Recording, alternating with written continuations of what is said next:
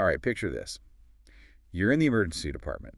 A patient rolls in, and you spot that subtle telltale bump under their skin, a cardiac implantable device. These aren't just pieces of tech. They're tiny marvels, literally keeping hearts beating. But when they go wrong or malfunction, it can quickly become a real high-stakes situation for you, the emergency doctor. Absolutely. That initial surge of where do I even start is common, but truly, understanding the core basics of these devices can make all the difference in your rapid assessment and initial management. It's true. The complexity can feel, well, overwhelming sometimes, but our goal today is really to cut through that, giving you clear, actionable insight. Exactly. Today, we're taking a deep dive into the critical world of cardiac pacemakers and automated internal cardiac defibrillators, or AICDs. Right. We'll unpack what they do, maybe demystify some of that, head-spinning terminology, identify the common problems you're most likely to encounter, and critically give you a systematic approach. A way to confidently manage these patients in your ED. Yeah, our mission is to arm you with the essential nuggets of knowledge to feel well-informed and in control when these situations arise. Let's get started. So let's unpack cardiac pacemakers first. At their heart, these devices are really all about maintaining a steady rhythm, stepping in when the heart tries to slow down too much. That's right. Their primary purpose is to treat bradyarrhythmias, basically, situations where the heart rate is just too slow to maintain adequate blood flow. And how do they actually make that happen? It's not magic, I guess, but it sometimes feels close. Well, it's smart engineering. Pacemakers deliver a programmed electrical stimulus to the heart muscle through implanted leads. The goal is capture, successful electrical activation, and, contraction of the heart. Okay, capture. Yeah, on an ECG, you'll see a pacing spike immediately followed by a QRS complex. That's capture. If you see a spike but no QRS after it, that's failure to capture. The stimulus didn't actually trigger a beat. Okay, so if the heart isn't beating fast enough on its own, the pacemaker steps in. But to do that intelligently, it needs to listen to the heart, right? Exactly. That's where some of the key terminology comes in. Let's break down some of these terms, starting with threshold. What's that? Threshold is simply the lowest electrical output required from the device to reliably cause a contraction to get that capture. It's a really key parameter for optimal function and battery life. Then there's sensing, which sounds intuitive, but it has some critical implications if it goes wrong. Yeah, sensing is the pacemaker's ability to see the heart's own intrinsic electrical activity. This is vital because it tells the device when not to pace, allowing the heart to beat on its own if it's capable. And if that sensing goes wrong, you get either undersensing or oversensing. Precisely. If the device isn't sensitive enough, it will undersense. It misses normal intrinsic heartbeats. Yeah. This leads to overpacing, where the device delivers unnecessary stimuli when it shouldn't. Right. Conversely, if the device is oversensing, it's too sensitive. It picks up non-cardiac electrical noise like skeletal muscle activity or maybe lead issues, mistaking them for heartbeats. This causes underpacing, because the pacemaker inhibits itself when it actually should be pacing. So undersensing means too much pacing. Oversensing means too little pacing. Got it. What about rate limits? That sounds straightforward. It mostly is. Pacemakers operate within defined limits. The lower rate limit, or LRL, is the slowest rate the device will allow the heart to drop to before it kicks in and starts pacing. Okay. And the upper rate limit, or URL, is the fastest rate the device will pace at. This is to avoid inducing a tachycardia itself. And here's one where it often catches emergency doctors off guard, right? Potentially leading to a misdiagnosis of malfunction. Hysteresis. Ah, yes. Hysteresis. It's actually a clever feature. It separates the lower pacing rate from the lower sensing rate. How does that work? Well, for instance, a pacemaker might be programmed to pace at, say, 50 beats per minute, but it will only actually activate if the patient's own intrinsic heart rate drops below maybe 40 beats per minute. Oh, okay. This allows the heart to beat on its own for as long as possible, down to that lower sensing threshold, which is often preferable and, conserves battery. Right. So if you see a patient with an intrinsic rate of 42 and the pacemaker isn't pacing, it's not necessarily a malfunction. It might just be hysteresis doing its job. Understanding this prevents unnecessary interventions. That's a really key point. Yeah. Okay, let's move on to how these devices are classified using the NBG codes. These three-letter codes, they can look like alphabet soup, but they immediately tell us something critical about the device's function, don't they? They absolutely do. It's a standardized system. The first letter tells you the chamber paced A for atrium, V for ventricle, D for dual, meaning both. Okay. The second letter is the chamber sensed, again, A, V, D, or sometimes O for neither. Right. And the third letter is the device's response to sensing I for inhibited, meaning it holds back if it senses a beat, T for triggered, meaning it fires in response, or D for dual, meaning it can do both. So if we see VVI or DDD on a patient's card, what does that instantly tell us in the ED? Okay, so VVI means a single lead in the right ventricle, handling both sensing and pacing just in the ventricle. This device is designed purely for ventricular bradycardia.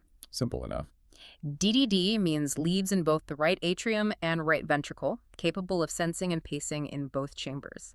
This tells you it's a much more sophisticated device, trying to maintain that natural AV synchrony. Gotcha. Knowing these codes isn't just trivia, it immediately tells you what arrhythmias the device can treat, and maybe what problems you're more likely to see or potentially rule out. Now, connecting the pacemaker box to the heart are the leads. There are two main types of fixation for these, and knowing the difference offers some subtle but maybe important clues. Yeah, passive and active fixation. Passive fixation leads use tiny hooks or tines at their tip to sort of lodge into the heart's natural crevices, the trabeculations. Okay. Active fixation, on the other hand, uses a small corkscrew mechanism that's actually driven directly into the heart muscle. Active leads are generally more stable and less prone to displacement, especially right after implant. While lead fixation type is rarely your primary concern in an acute emergency, if you happen to see displacement with an active lead, it might point to something more significant, like trauma or structural changes. Good point. Even though these devices are incredibly reliable, problems do occur. When pacemakers go awry, it presents a real diagnostic challenge in the ED. We generally categorize problems into, device failure, lead failure, and pocket problems. That's a good way to think about it. Device failure means the pacemaker unit itself, the generator, isn't sensing or pacing correctly. Sometimes reprogramming by the cardiology team fixes it. Other times the device just needs replacement. And then there's lead failure. Right. Lead displacement is most common soon after implantation. You might see subtle changes on interrogation or sometimes a very obvious shift on a chest x-ray. Later displacement is pretty rare, typically only occurring after significant chest trauma or maybe cardiac surgery. Leads can also fracture, causing intermittent or sometimes complete loss of function. And finally, pocket problems, issues right there with the devices implanted under the skin. Yeah, these include infection, which can be localized just to the incision or spread deeper to involve the device and leads. That needs urgent expert evaluation and often operative revision or even extraction. Serious stuff. Definitely. Another issue is erosion, where the device pushes through the skin, threatening tissue viability. Any patient with skin breakdown over the device needs immediate specialist evaluation, usually surgical. So as emergency doctors, how do we systematically approach a patient with a potential pacemaker problem? It can feel like a maze, but there's a clear pathway, you're saying. There is. The key is a structured assessment. First, always ask, what device is implanted and when? Check for their wallet card. That's gold. Second, try to determine, how is the device programmed? Its mode, rate limits, etc. This often requires interrogation, but the card might have info. Third, establish, what is the patient's own intrinsic heart rhythm and rate? Get that baseline ECG. Right. Understanding their baseline is critical. Then we look at what the device is actually doing. Exactly. Next, ask, is there evidence of appropriate pacing activity on the ECG? You looking for those spikes followed by QRS complexes. Then, is there appropriate sensing on the ECG? Does it inhibit correctly when intrinsic beats occur? If the answer to either is no, then ask, is there inappropriate pacing or sensing happening? And beyond the electrical stuff, what about the physical device? Right. Consider, is there any sign of a mechanical complication, like lead displacement or fracture on the chest x-ray? And finally, is there evidence of local complications? That infection or erosion at the pocket site we mentioned? To help answer these, what key diagnostic tools are really at our disposal right there in the ED? Well, beyond your history and physical exam, you'll rely heavily on a 12-lead ECG, a chest x-ray, to assess lead position and integrity, and basic blood tests, especially electrolytes like potassium and magnesium. Why electrolytes particularly? Because imbalances, especially in potassium and magnesium, can profoundly affect cardiac rhythms and also device function like sensing and capture thresholds. Okay, got it. Very important. All right, let's shift gears and dive into automated internal cardiac defibrillators, or AICDs. These are kind of the big guns, right?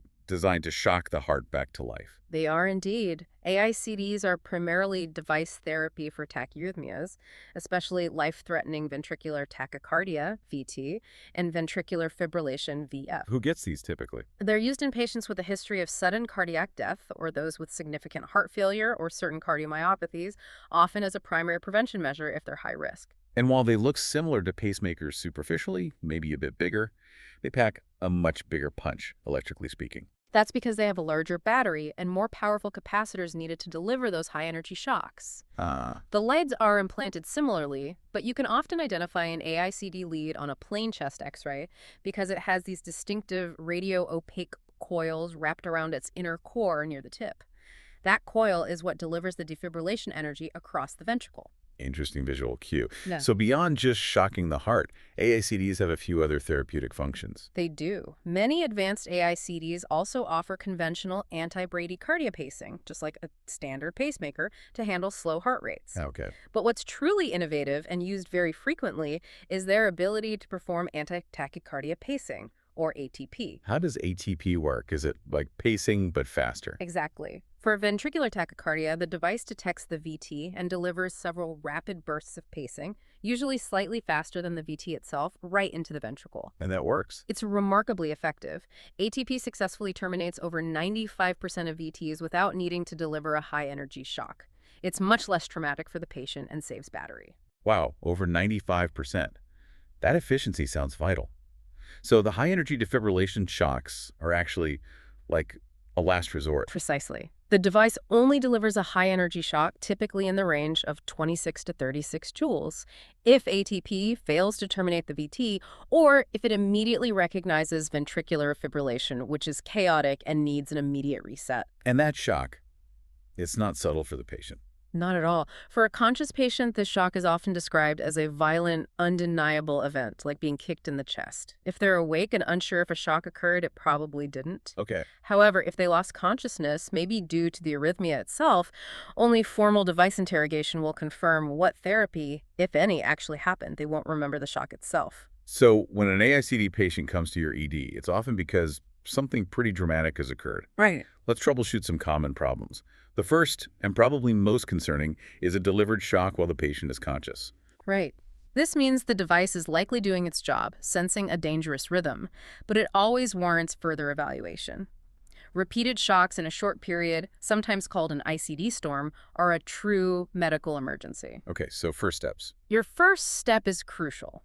Determine if the shock was appropriate, meaning it was delivered for actual VF or untreated VT, or inappropriate, meaning the device got confused, maybe due to misidentification of a different rhythm like fast SVT or electrical noise from something like a lead fracture. How do you start sorting that out clinically in the ED? You're looking for several things, much like our pacemaker approach, but with a focus on arrhythmia triggers.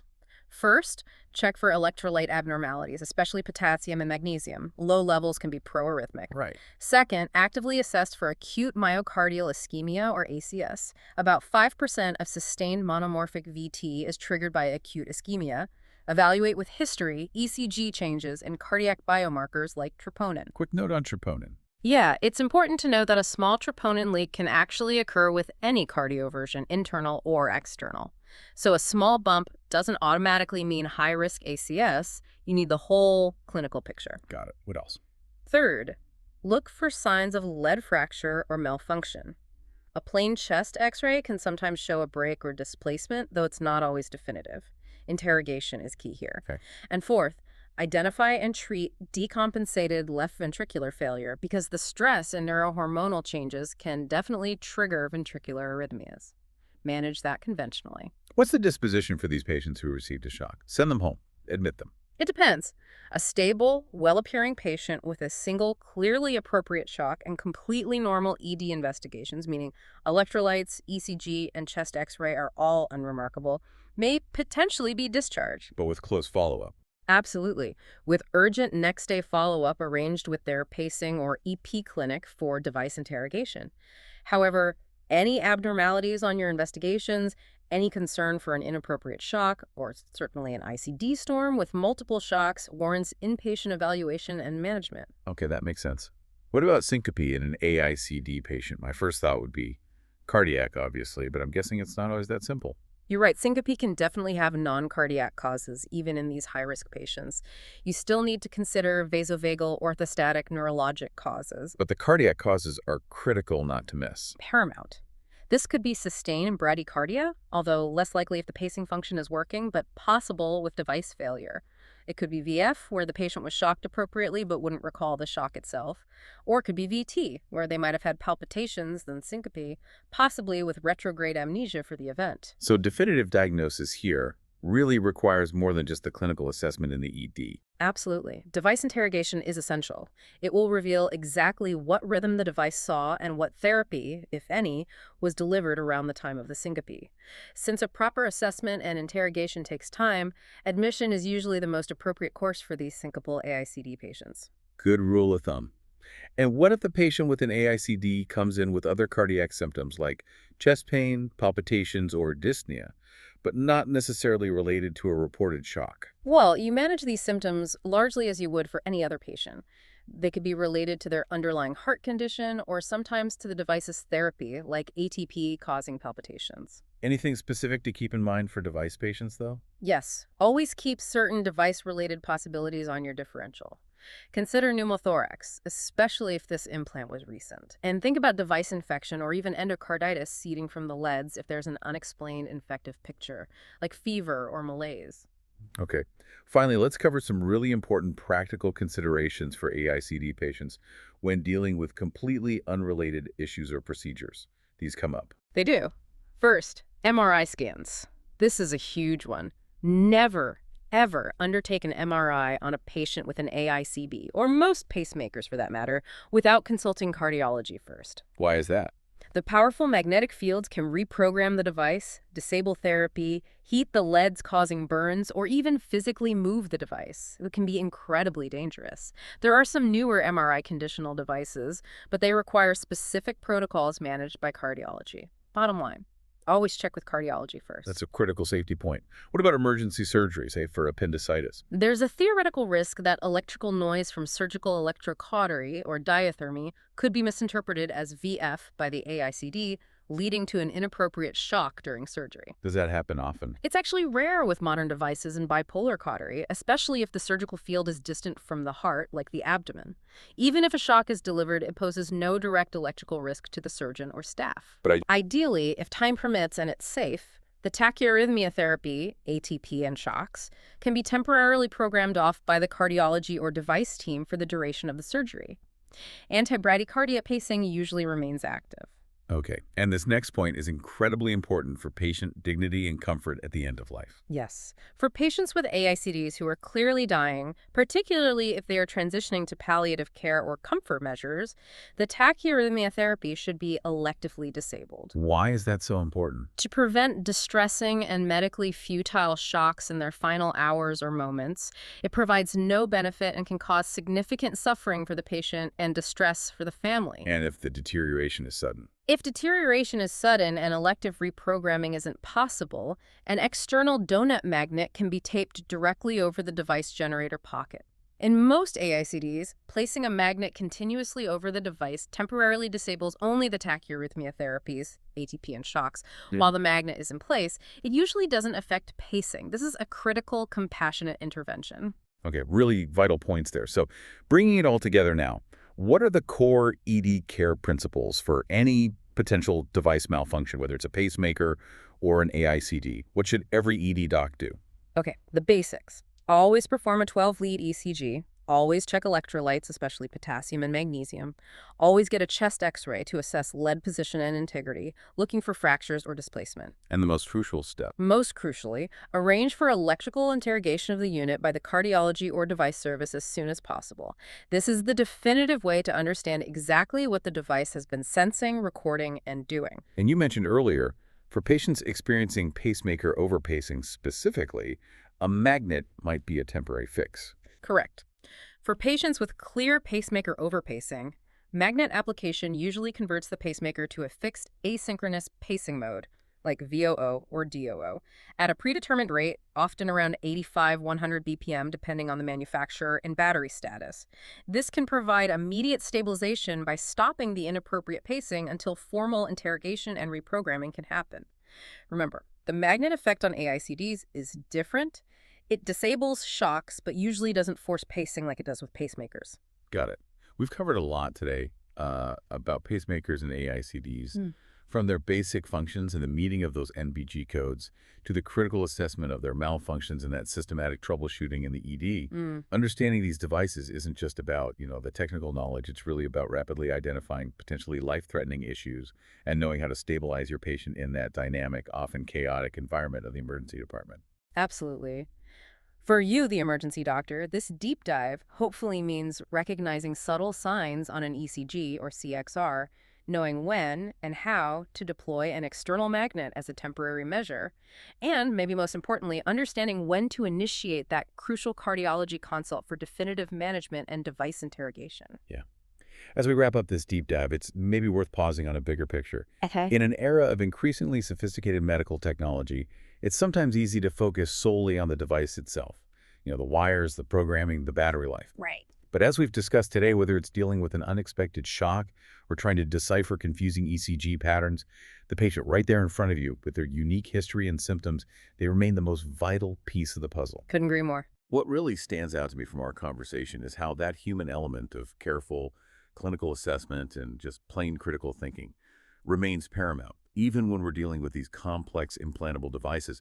It makes me wonder, what other areas in emergency medicine do you think require this kind of thoughtful, integrated approach that goes beyond just the technical aspects, something for our listeners to maybe mull over?